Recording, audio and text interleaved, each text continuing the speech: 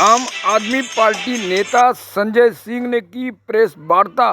संजय सिंह की प्रेस वार्ता का मतलब साफ है कि सरकार यूपीएस लाई है, सरकार वक्फ संपत्ति बिल लाई है, संशोधन बिल लाई, उसको लेकर धमाकेदार प्रेस वार्ता की है।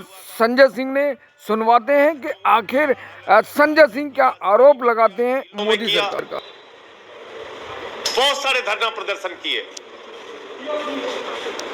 और जब 4 राज्यों का चुनाव अभी आने वाला है तो उसके ठीक पहले भारत की सरकार, आदरणीय नरेंद्र मोदी जी की सरकार यूपीएस लेके आई है। कह रही है कि ये बिल्कुल क्रांतिकारी कदम है और जैसे पुराने पेंशन की स्कीम थी वही स्कीम है ये। लेकिन इस यूपीएस की हकीकत आपके सामने मैं बताना चाहूंगा। पहली बात, ये यूपीएस का जो पेंशन जो स्कीम है, यूनिफाइड पेंशन स्कीम, एकीकृत पेंशन स्कीम जो है, एकीकृत पेंशन योजना, ये भारी संख्या में दलितों, पिछड़ों और आदिवासियों को पेंशन स्कीम से वंचित करेगी। नंबर 1, दलितों, पिछड़ों और आदिवासियों को पेंशन स्कीम से यूपीएस योजना वंचित करेगी। नंबर 1। नंबर 2, देश में लाखों की संख्या में काम करने वाले अर्धसैनिक बल जो अपना जान जोखिम में डालकर भारत माता की रक्षा करते हैं, भारत के संसद की रक्षा में अपने प्राणों की आहुति देते हैं, वो पैरामिलिट्री फोर्सेस के संजय सिंह ने प्रेस वार्ता में बताया जो यूनिफाइड पेंशन स्कीम है, एकीकृत पेंशन स्कीम है, ये आदिवासी, एससी और पिछड़ों और जो अर्धसैनिक बल हैं उनके लिए बहुत ही घातक होगी, बहुत ही नुकसानदेह होगी। योजना है ये योजना। मूल बात जो इसकी है कि कर्मचारी का पैसा लेकर कर्मचारी को पेंशन देने की योजना है। इसमें सरकार कोई एहसान नहीं कर रही कर्मचारी के ऊपर, याद रखिएगा। कर्मचारी का पैसा लेकर कर्मचारी को पेंशन देने की योजना। अब मैं एक एक करके आपको बताना चाहता हूं। पहली बात, सरकारी नौकरियों में एससी, एसटी, ओबीसी को उम्र की छूट होती है, यानी कि 40 साल तक एससी, एसटी वर्ग के लोग सरकारी नौकरी पा सकते हैं और 38 साल तक पिछड़ा वर्ग के लोग, जिसमें हिंदू पिछड़ा वर्ग भी शामिल है, मुस्लिम पिछड़ा वर्ग भी शामिल है, ओबीसी के लोगों को 38 वर्ष तक नौकरी मिल सकती है, सरकारी नौकरी। अब सपोज कीजिए कि किसी को 36 साल में नौकरी मिली और वो दलित और आदिवासी है। किसी को 36 साल में नौकरी मिली और वो ओबीसी है। तो इस पेंशन योजना के बारे में क्या लिखा हुआ है कि 25 साल की नौकरी पूरा करना आवश्यक है, तब आपको पेंशन मिलेगी। तो सरकार जो नौकरियों में दलित, आदिवासी और पिछड़ों को छूट देती है, वो पेंशन योजना में उनके लिए बेकार हो गई। क्योंकि अगर वो 36 साल में नौकरी पाते हैं तो 24 साल नौकरी कर पाएंगे। अगर 37 साल में नौकरी पाते हैं तो 23 साल नौकरी कर पाएंगे। अगर 38 साल में नौकरी पाते हैं तो 22 साल नौकरी कर पाएंगे। तो ये पेंशन स्कीम इस देश के लाखों दलित, पिछड़ा और आदिवासी समुदाय के लोगों को पेंशन की सुविधा से वंचित करेगी, उनको पेंशन नहीं मिलेगी। नंबर 1। नंबर 2, अर्धसैनिक बलों की बात करें। अधिकतर अर्धसैनिक बल के लोग 20 साल की नौकरी करने के बाद रिटायरमेंट ले लेते हैं। पुरानी पेंशन स्कीम में, ओपीएस में, उनको पूरी पेंशन मिलती थी, यानी कि जो अंतिम उनकी सैलरी होती थी, मान लीजिए अंतिम सैलरी उन्होंने निकाली 1 लाख रुपए, तो उनको 50,000 रुपए पेंशन के रूप में मिलती थी। अब तो आपने कह दिया साहब 25 साल नौकरी करना जरूरी है, तो उनकी तो सर्विस ही 20 साल की है, 20 साल में वो रिटायर हो जाते थे। अब पहली बात तो 25 साल तक नौकरी करें, कर सकते हैं, लेकिन घिस घिस के नौकरी मतलब कोई करना नहीं चाहता। 20 साल में अधिकांशतः पैरामिलिट्री फोर्सेस के लोग रिटायर हो जाते हैं, अब वो पेंशन से वंचित हो जाएंगे। भारी संख्या में जो देश की रक्षा के लिए अपनी कुर्बानी तक देते हैं, अर्धसैनिक बलों के लोग। तीसरी बात क्या है, जो मैंने कहा कि कर्मचारी का पैसा लेकर पेंशन देने की योजना है। पुरानी पेंशन की स्कीम में आपका जो पैसा कटता था, कभी बेटी की शादी करनी हो तो आप जीपीएफ का पैसा निकाल सकते थे, कभी घर मकान बनवाना हो, छोटी सी जमीन का टुकड़ा लेना हो तो बिना ब्याज के आप अपना पैसा निकाल सकते थे। और जब आप रिटायर होते थे तो आपको पूरा पैसा जो आपका जीपीएफ के नाम पे कटता था वो पैसा आपको मिल जाता था, और उसके साथ साथ अंतिम जो आप सैलरी निकालते थे उसका आधा बेसिक प्लस डीए का आधा आपको पेंशन मिल जाती थी। इस योजना में क्या किया, अगर आज से आप नौकरी करेंगे और आपकी उम्र 20 साल है तो याद रखिएगा 40 साल तक, अगर 60 साल आपने नौकरी की तक आपकी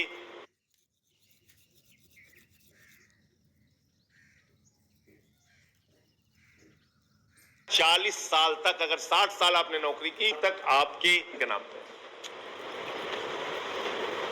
तो 25 साल कटौती होगी, और 20 साल नौकरी की तो 20 साल कटौती होगी।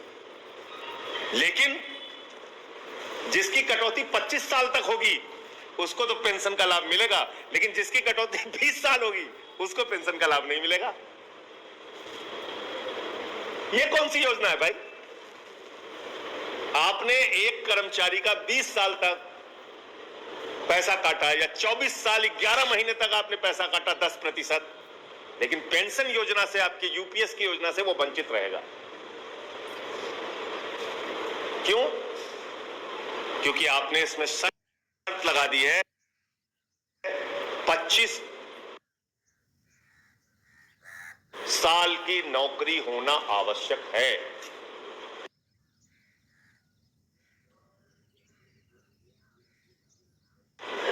उससे कम में रहेगा तो आधी पेंशन नहीं मिलेगी, फिर आपको 10,000 रुपए महीने मिलेगा। तो यूपीएस देश के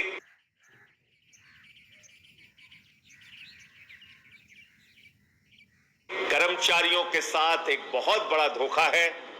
यूपीएस एनपीएस से भी ज्यादा बदतर है, और यूपीएस कर्मचारी का पैसा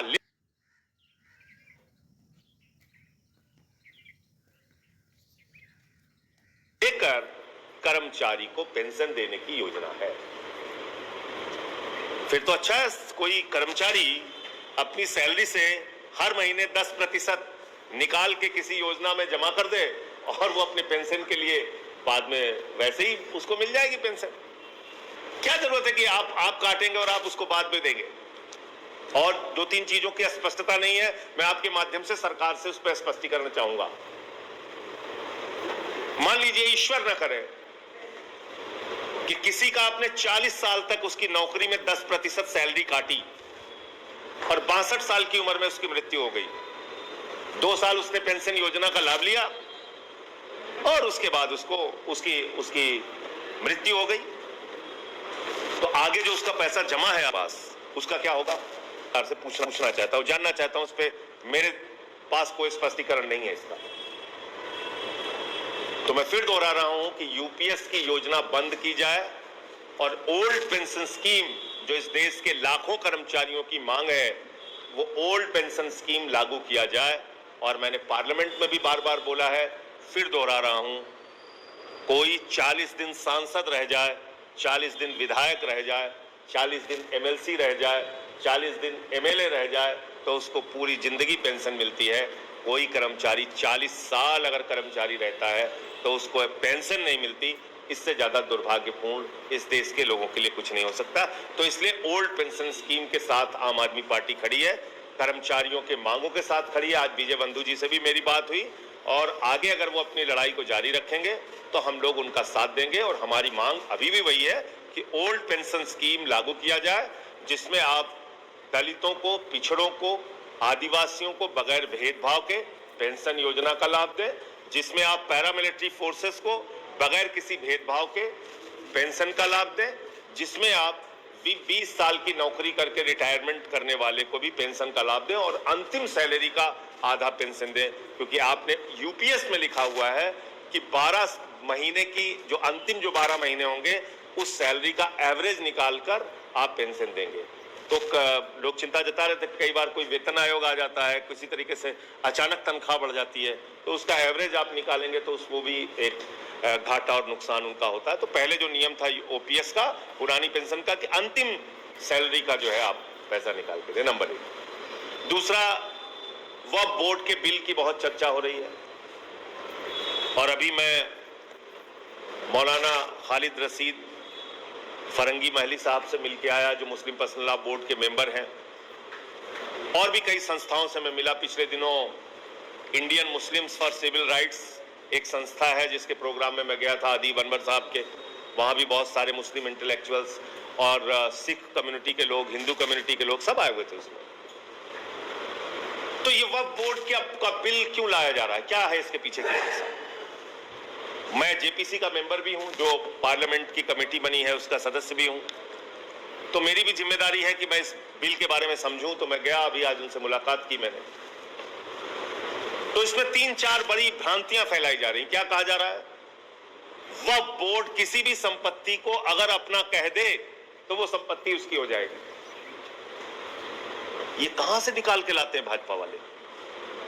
कहां से पता चला भैया आपको? ये कैसी कैसी बातें करते हैं आप लोग। दूसरी बात क्या कह रहे हैं? कह रहे हैं हम इस वक्फ बोर्ड में महिला सदस्य को शामिल करेंगे। महिला सदस्य तो पहले से ही शामिल है, शामिल हो सकती हैं, कोई प्रतिबंध नहीं है उसमें। तीसरी बात क्या कह रहे हैं? कह रहे हैं वक्फ बोर्ड के पास 9 लाख एकड़ जमीन है, जबकि ये गलत फिगर है। मेरे ख्याल से 5,72,000 एकड़ जमीन उनके पास है। ये 9 लाख एकड़ का जमीन का फिगर आरएसएस की विश्वविद्यालय से निकला व्हाट्सएप वाले, या बीजेपी के विश्वविद्यालय से निकला, मुझे नहीं पता। ये व्हाट्सएप यूनिवर्सिटी की उपज है। फिर क्या कह रहे हैं कि जितनी वक्फ की संपत्ति है उससे 12,000 करोड़ तक की आमदनी हो सकती है। मैं, बड़ी अजीब बात है, तो अब इस देश की मस्जिदों में नमाज पढ़ने का टिकट लगाया जाएगा तो आमदनी हो सकती है, या कब्रिस्तान में किसी को दफन करना है तो उसका पैसा लगाओ तो आमदनी हो सकती है, या दरगाहों से आमदनी करो या मदरसों से आमदनी करो। आप आमदनी कैसे कर सकते हैं? कहां से करेंगे? अच्छा चलिए, 12,000 करोड़ की आमदनी की इतनी चिंता है तो मैं एक सुझाव दे रहा हूं मोदी जी को कि आप नीरव मोदी को अकेले पकड़ के लेके आइए, 20,000 करोड़ रुपए की वसूली इससे कीजिए और 12,000 करोड़ वक्फ बोर्ड वालों को दान दे दीजिए, 8,000 करोड़ अपने सरकारी खजाने में रखिए। क्या समस्या है आपको? लेकिन ये बांटो और राज करो का बिल है और अपने दोस्तों को लाभ पहुंचाने का बिल है। मैं पूरी जिम्मेदारी से इस बात को कह रहा हूं। वक्फ की संपत्ति कैसे दान दी जाती है, मैं उसका एक छोटी सी 2 लाइन की बात आपको बताता हूं। किसी व्यक्ति को अपनी संपत्ति वक्फ करनी है अगर, तो पहले सर्वे कमिश्नर जो सरकार का व्यक्ति होता है वो उसका सर्वे करता है, फिर 1 साल तक उस पर नो ऑब्जेक्शन मांगा जाता है, फिर 1 साल के बाद सरकार का, शासन का सेक्रेटरी जो सरकारी कर्मचारी है वो उसको नोटिफाई करता है एज ए वक्फ प्रॉपर्टी। ये तरीका है, इतना ट्रांसपेरेंट तरीका है। तो इसमें कहां से ये बात आ गई कि किसी को भी वक्फ संपत्ति घोषित की जा सकती है? फिर क्या कह रहे हैं? कह रहे हैं ट्रिब्यूनल के, वक्फ बोर्ड के ट्रिब्यूनल के फैसले को कहीं चैलेंज नहीं किया जा सकता। ये और भी हास्यास्पद बात है। वक्फ बोर्ड के ट्रिब्यूनल के फैसले को हाई कोर्ट में, सुप्रीम कोर्ट में कहीं भी चैलेंज किया जा सकता है और इसको लेकर कई फैसले भी आए हैं। तो ये दूसरी गलत बात है जो प्रचारित की जा रही है। तीसरी बात क्या कही जा रही है? सच्चर कमेटी ने ये कहा, सच्चर कमेटी ने ये कहा। सच्चर कमेटी की मैं रिपोर्ट आपको भेजूंगा। सच्चर कमेटी ने जो असल बात कही उसको हमारे कानून मंत्री जी ने नहीं बोला, हमारी सरकार ने नहीं बोला। सच्चर कमेटी ने कहा दिल्ली हो, राजस्थान हो, उत्तर प्रदेश हो, कई ऐसे राज्य हैं जहां पर की वक्फ की जमीनों पर सरकार ने कब्जा कर रखा है। उसको हटाया जाए। ये लिखा हुआ है सच्चर कमेटी की रिपोर्ट में, वो आप बोलते नहीं।